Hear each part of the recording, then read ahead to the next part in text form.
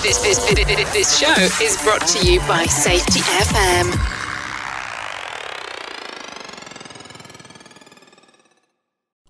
The following program is rated for mature audiences. It may contain adult language, adult situations, and frank safety discussions.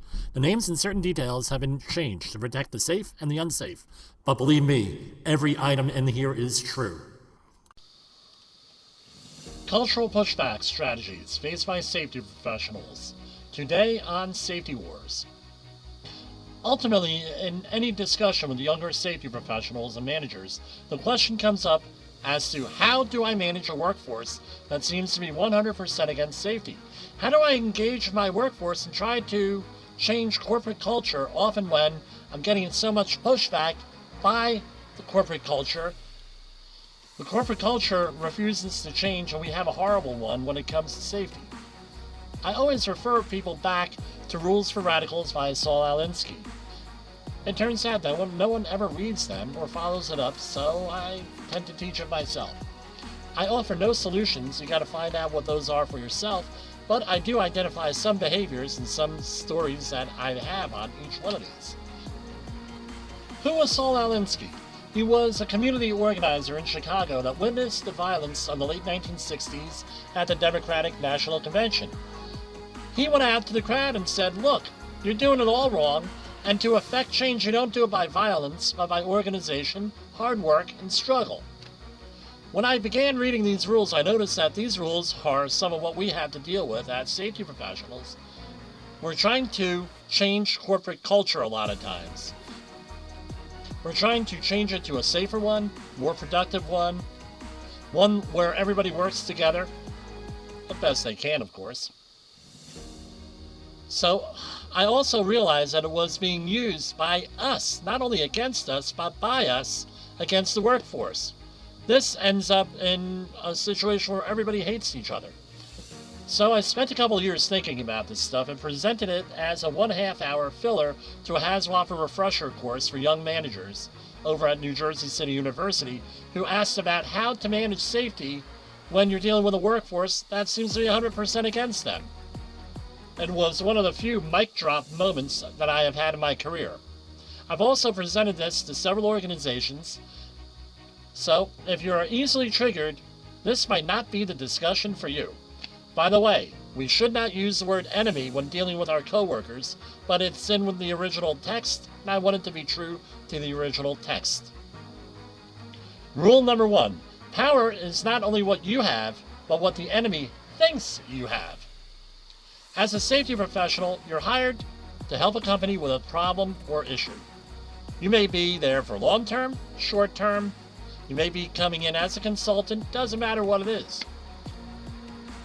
If you are lucky, the company has a well-established program and a fully self-actualized team. If you're not lucky, it seems like I was not very lucky, you are probably being brought in to manage a problem that is best handled by human resources. You realize that the company needs some type of cultural change. So how does this rule manifest itself? This could be as simple as, I have worked here for a very long time, Jim, and I am a, insert your favorite relationship or association. Could be brother, father, son, daughter, mother, doesn't matter.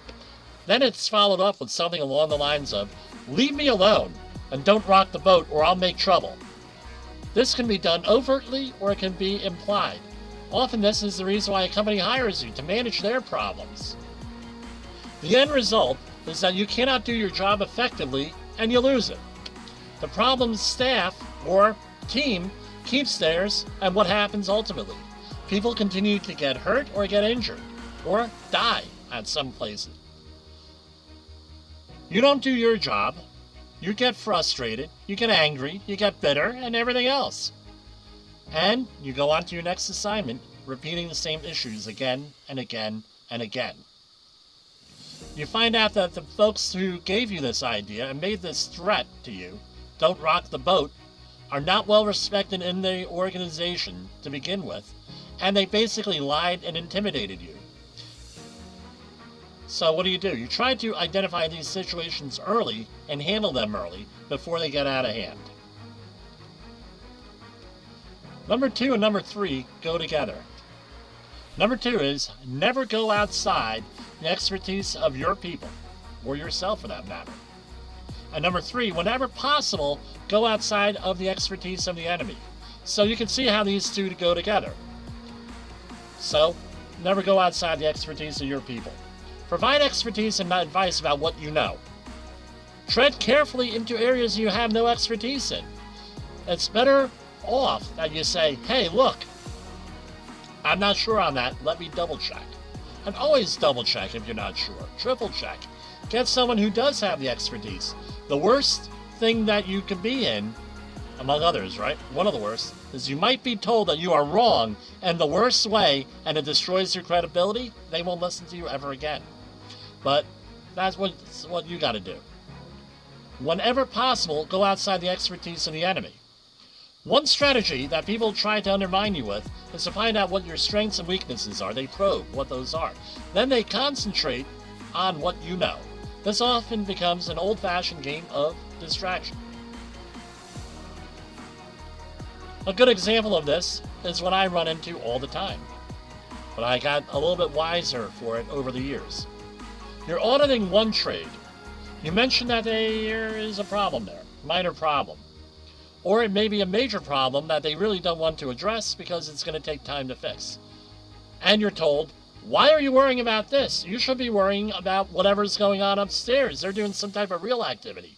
Maybe it's a forklift operation or another operation where someone's working very unsafely. So you go upstairs and you find out there is nobody up there. Now this is not happening. And they just send you on a wild goose chase. For a good laugh, Google South Park, the Chewbacca defense, or South Park Chef Aid or Chewbacca defense. You'll find a huge number of articles on this strategy online, and it's made it into pop culture. What is the Chewbacca defense? It refers to making a legal argument, the aim of which is to deliberately distract and confuse the jury with the use of a red herring. Sometimes these traps are unavoidable, but you need to be aware of them. In our next broadcast, we're going to continue with this theme of Saul Alinsky's Rules for Radicals. In Rules for Radicals, Part 2. For Safety Wars, this is Jim Posel.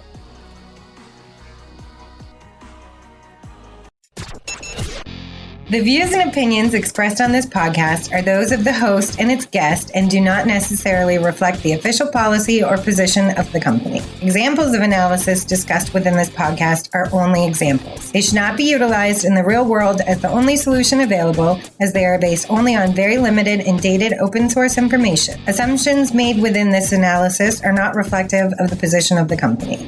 No part of this podcast may be reproduced, stored in a retrieval system, or transmitted in any form or by any means, mechanical, electronic, recording, or otherwise, without prior written permission of the creator of the podcast, Jay Allen.